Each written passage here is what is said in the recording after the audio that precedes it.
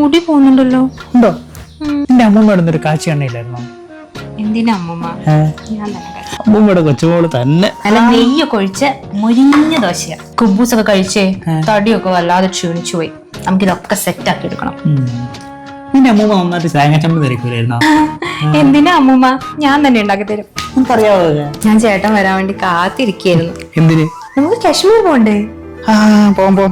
എന്തൊക്കെ പ്ലാനായിരുന്നു. ഗോവ വഴി കാശ്മീർ, അവിടുന്ന് ഡൽഹി, പഞ്ചാബ്, മുംബൈ, മന്നത്തൊന്ന് കാണാം.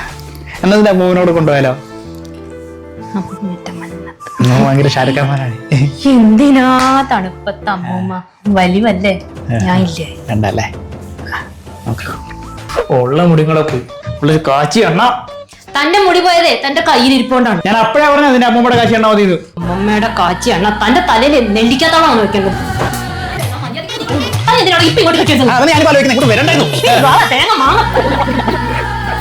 അപ്പൊ അടുത്ത ലെവലിൽ വേണം. ആരോഗ്യമൊക്കെ നന്നായിട്ട് നോക്കണേ. ചേട്ടന്റെ ആരോഗ്യവും മുടിയുടെ ആരോഗ്യവും. നീലാണ്ട് ഒറ്റയ്ക്ക് പോകുന്ന കാര്യം ആലോചിക്കുമ്പോൾ അമ്മേനെ ചമ്മന്തിപ്പൊടി ഇതില് പോട്ടെ.